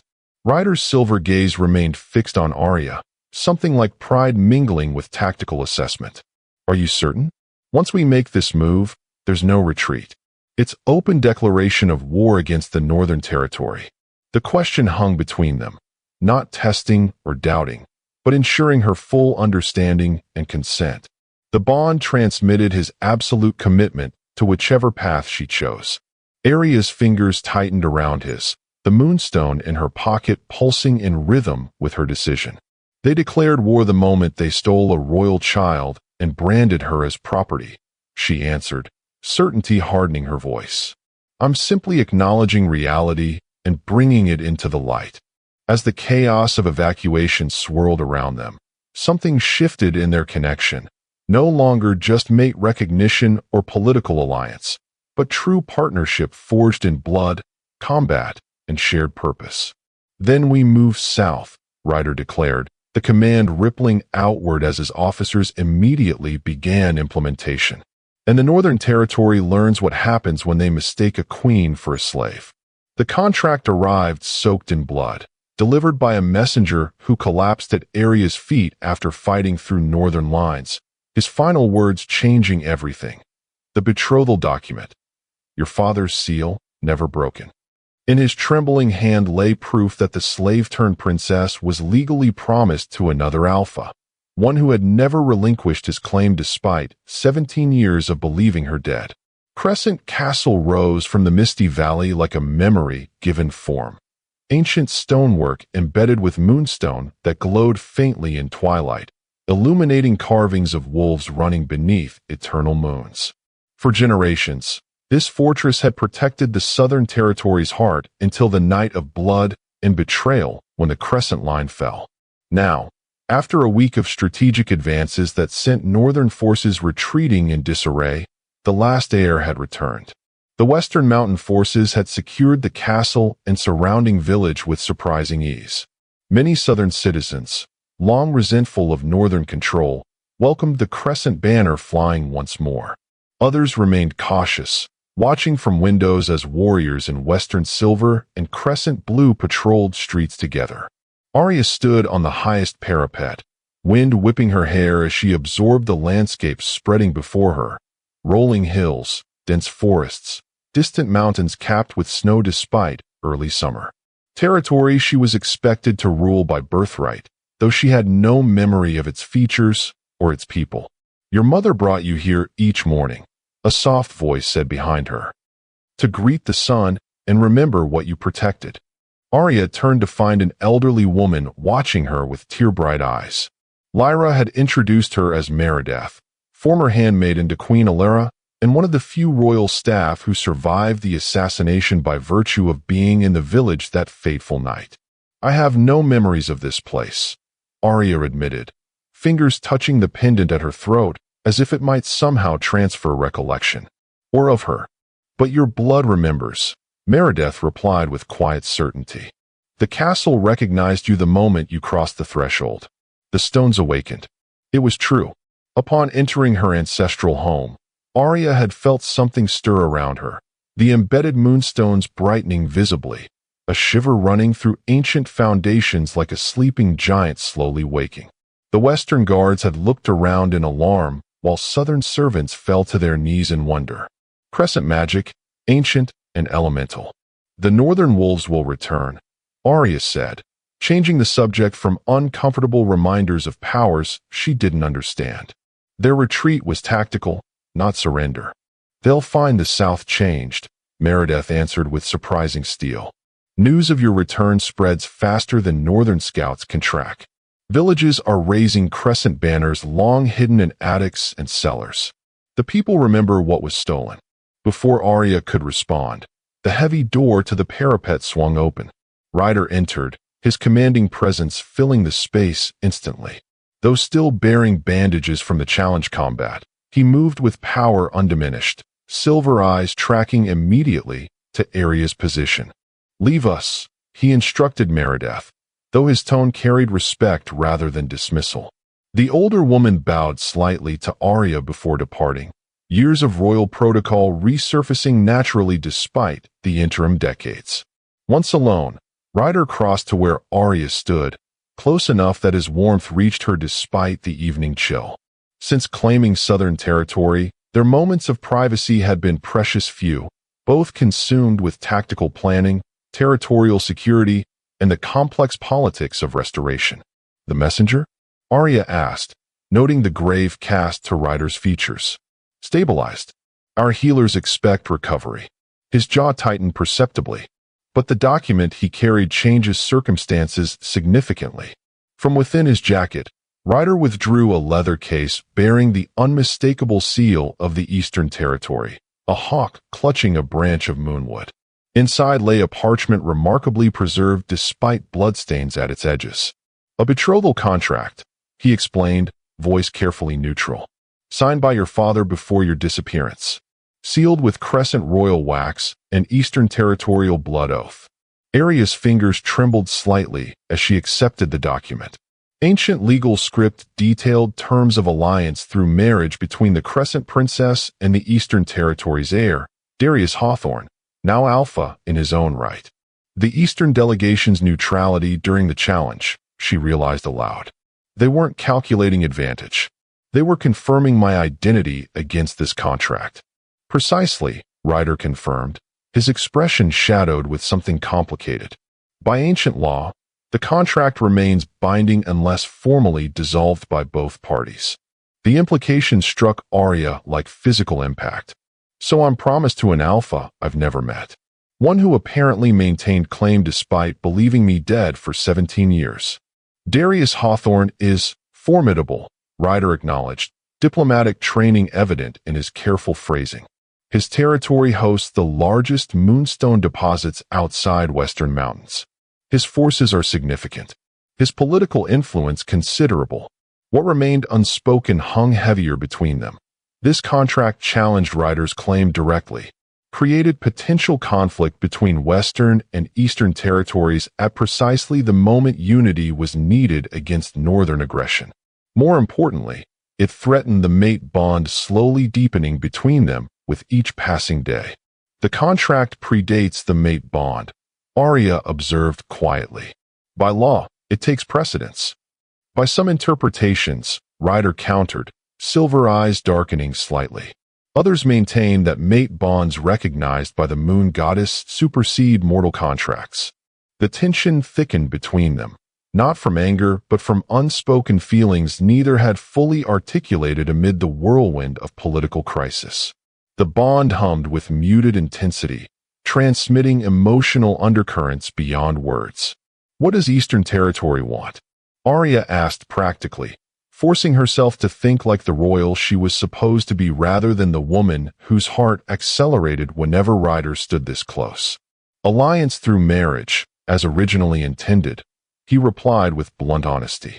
"Hawthorne sends word he'll arrive within 3 days to claim his betrothed and support Southern restoration with Eastern forces." Arya turned back to the parapet edge, seeking composure in the sweeping landscape below. The crescent lands spread before her, beautiful, foreign, supposedly hers to protect. And now another complication, another claim on her identity and future. "You're unusually quiet," she observed after several moments of Ryder's continued silence. No strategic analysis, no diplomatic solution. When he didn't immediately respond, she turned to find him watching her with an intensity that made her breath catch. The careful restraint he'd maintained since their arrival in Southern Territory had thinned dangerously.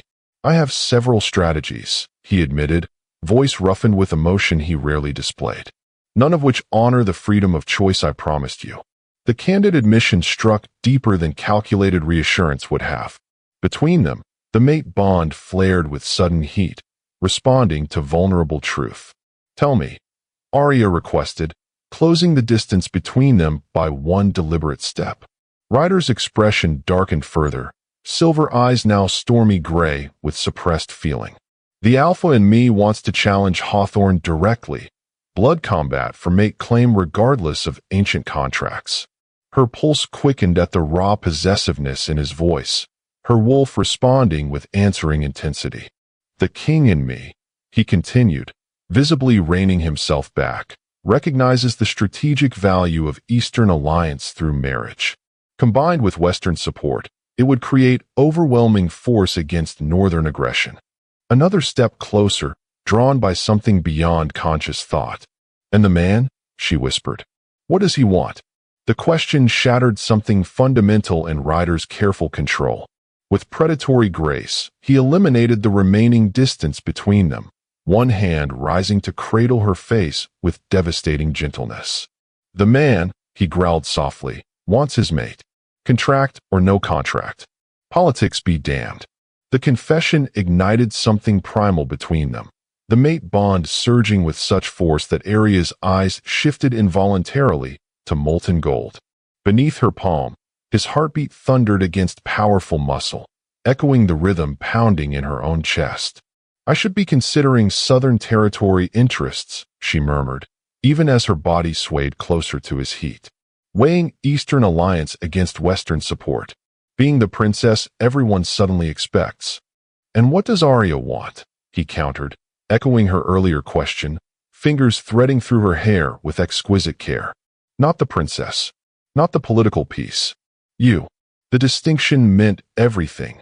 Recognition of her personhood beyond bloodlines and politics, beyond even the mate bond itself. I want choice, she answered honestly. Real choice, not obligation disguised as destiny. His silver eyes searched hers intently. Even if that choice isn't me? The vulnerability beneath the question struck deep.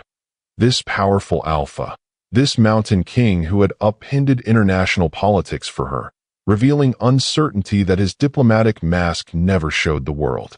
Without conscious decision, Arya rose on tiptoes, eliminating the final distance between them. My wolf chose you the moment our eyes met, she whispered against his lips. But now the woman chooses too.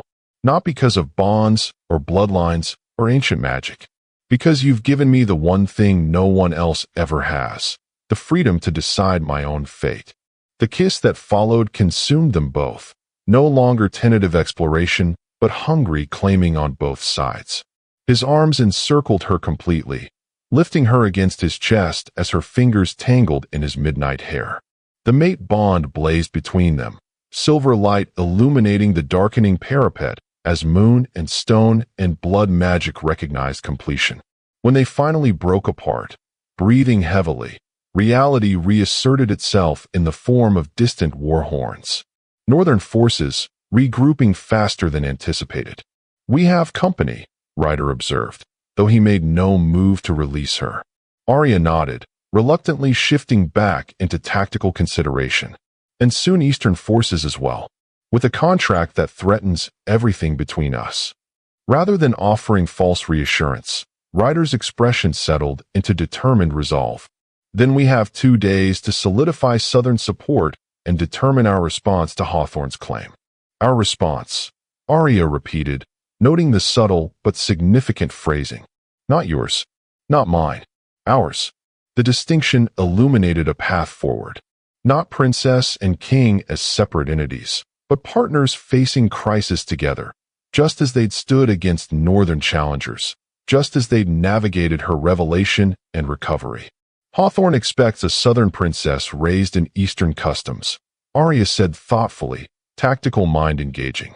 A docile royal bride honoring ancient contracts without question. A slow, dangerous smile spread across Ryder's features, the expression of an alpha recognizing his mate's strength rather than feeling threatened by it. What he'll find, Ryder completed, is a queen who survived 17 years of enslavement, who challenged Northern Territory openly, and who carries both Crescent magic and Western Mountain alliance. The war horns sounded again, closer now.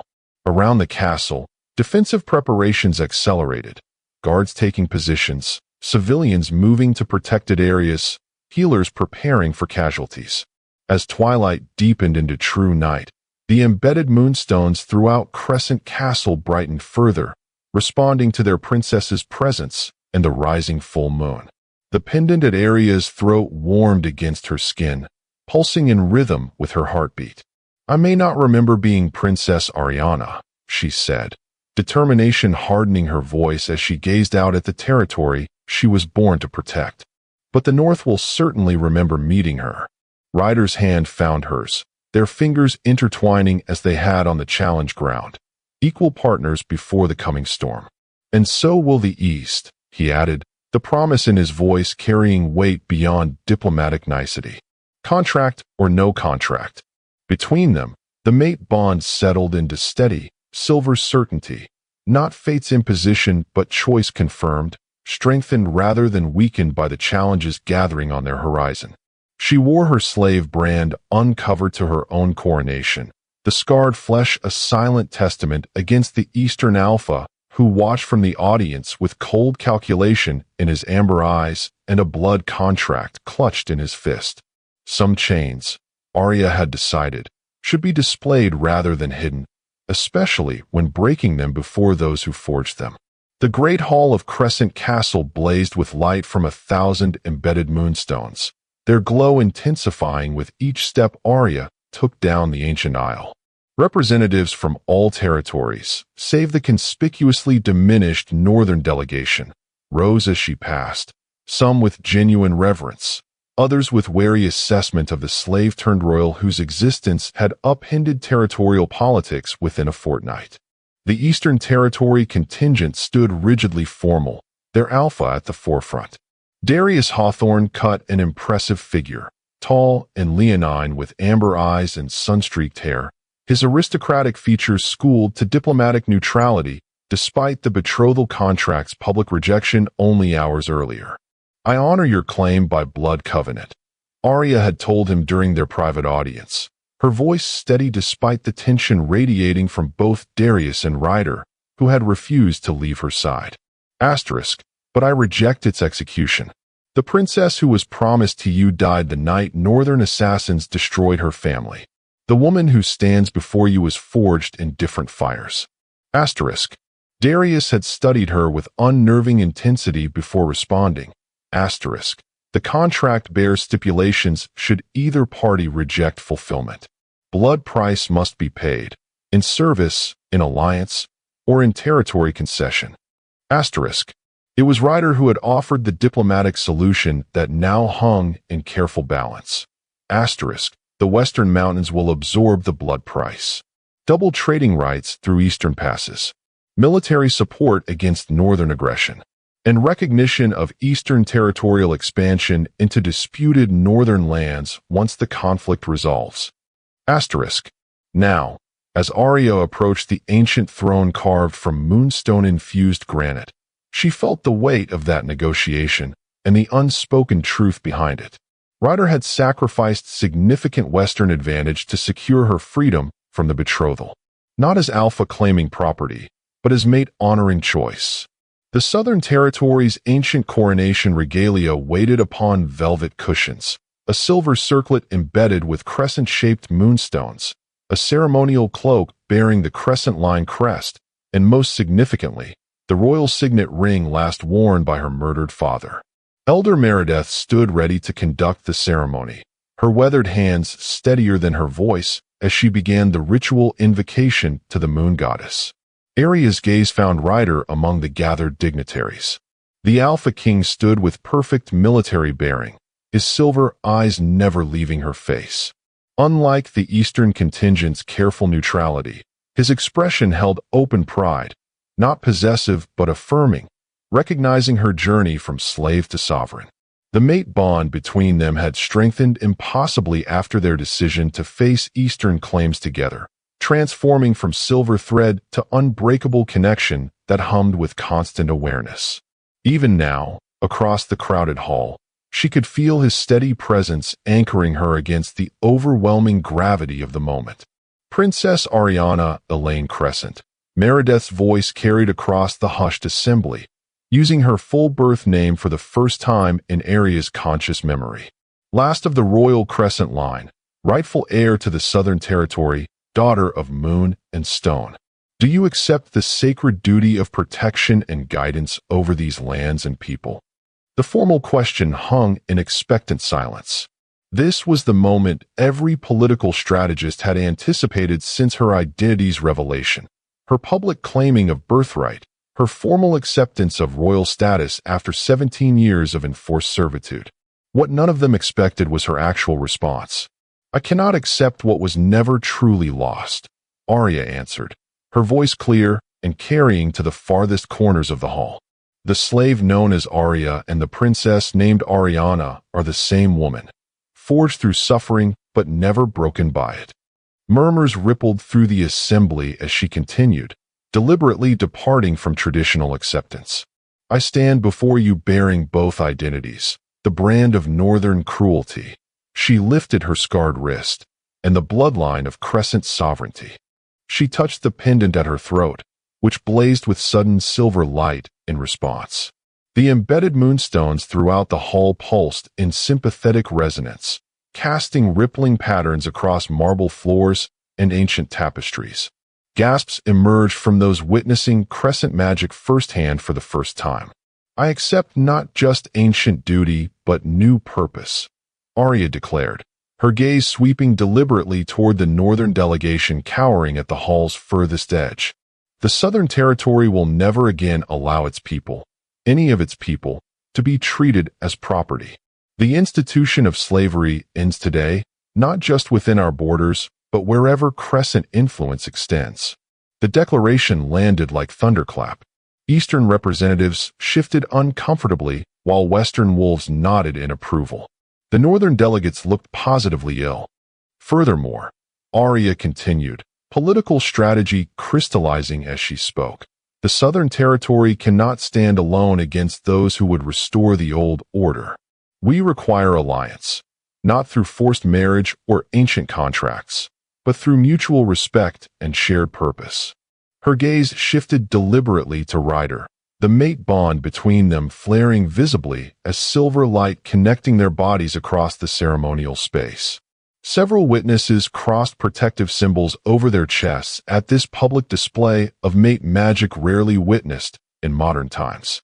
"Therefore, I propose union between Southern and Western territories," Arya announced, causing fresh shock to ripple through the assembly.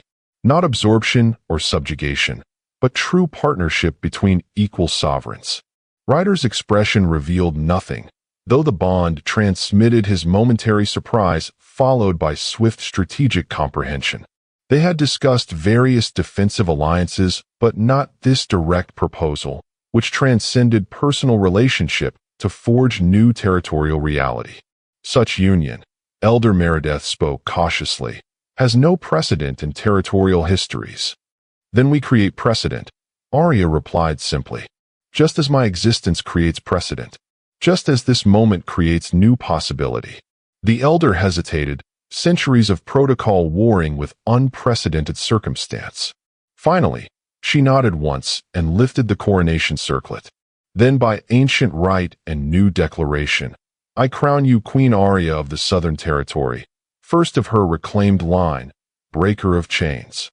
As the silver circlet settled against her temples, the embedded moonstones blazed with blinding brilliance. Throughout the hall, answering light pulsed from walls and floors and ancient artifacts long dormant. The castle itself seemed to recognize its rightful queen, magic awakening that had slumbered since the royal bloodline's apparent extinction. When the radiance subsided, Arya stood transformed, not by regalia or title, but by the quiet certainty that settled into her bones like inheritance finally claimed. The slave collar's ghost no longer haunted her throat. The royal crown no longer felt foreign against her skin. Both were simply parts of who she had become. The Queen of the Southern Territory recognizes Alpha King Ryder Vane of the Western Mountains, she announced formally, using royal address for the first time. Approach the throne. The assembly parted as Ryder moved forward with predatory grace, power contained in each deliberate step. He stopped precisely at the traditional distance for diplomatic audience, neither presuming greater intimacy nor diminishing his own authority. The Western Mountains hear the Southern Territory's proposal of union, he responded, formal language masking the emotional current flowing through their bond. We acknowledge its unprecedented nature and its strategic wisdom. Diplomatic dance continued before rapt witnesses, two sovereigns negotiating new territorial reality, while underneath, mate recognition pulsed with increasing intensity. The political and personal intertwined so completely that neither could be separated from the other. And what terms would the Western Alpha King propose for such union? Arya asked, the ritualistic question carrying layers of meaning beyond politics. Ryder's silver eyes held hers with unwavering focus. Equal sovereignty, shared counsel, combined military force against northern aggression. And, his voice deepened slightly, formal recognition of the mate bond between rulers, sanctifying the union before wolves and moon goddess alike. The last condition silenced even the most restless witnesses. Mate bonds between royals were exceedingly rare, their public acknowledgement and formal incorporation into territorial governance entirely unprecedented. From the eastern section, Darius Hawthorne watched with calculated assessment rather than the outrage many expected. His amber gaze shifted between the two rulers, measuring unseen variables beyond immediate politics. The Southern Territory finds these terms acceptable, Arya declared, rising from the ancient throne to stand as equal before her mate. With one additional condition. Expectant silence fell as she continued. The Northern Trading Guild must answer for crimes against all territories, not just the enslavement of a royal heir, but the systematic trafficking of wolves across territorial boundaries for generations. Ryder's expression revealed nothing, but through their bond flowed approval and fierce pride. The Western Mountains will support this justice, he agreed formally. As if orchestrated by unseen signal, the massive doors to the great hall swung open. Western and Southern guards entered in formation, surrounding a thin, spectral figure whose sallow features had haunted Arya's nightmares for years. Master Kell, captured during the northern retreat, stumbled forward in chains that seemed poetic justice for the slave master who had branded countless wolves as property. The architect of northern crimes, Ryder announced to the assembly. Captured with documentation proving systematic kidnapping operations targeting Omega wolves throughout all territories. Confessed orchestrator of the Crescent Line assassination. Gasps and exclamations filled the hall as guards forced Kell to his knees before the throne. The Trading Guild masters' calculating eyes had lost their cold confidence, now darting frantically between potential allies finding none. You were wise to fear me, Arya told him quietly, no longer the trembling servant avoiding his gaze, but sovereign passing judgment. Not because of royal blood or crescent magic, but because even as a slave, I remembered what you tried to make me forget, that no wolf is property, that no chain is permanent. She stepped closer, the silver circlet gleaming in torchlight. Look at me, Kell. See what becomes of those you tried to break. Defeated, the Trading Guild master raised his gaze and flinched visibly at the power radiating from the woman he had once branded as less than nothing. By joint authority of Southern Territory and Western Mountains, Arya pronounced, Ryder moving to stand beside her in united judgment. You will face trial before representatives of all territories for crimes against wolfkind. Your trading guild will be disbanded, its assets distributed to those it victimized, its practices outlawed in all lands under our protection. The sentence rippled outward, carrying implications far beyond one man's fate. Territorial boundaries redrawn, power structures reconfigured, centuries of hierarchical assumptions challenged by the unprecedented alliance forming before witnesses' eyes.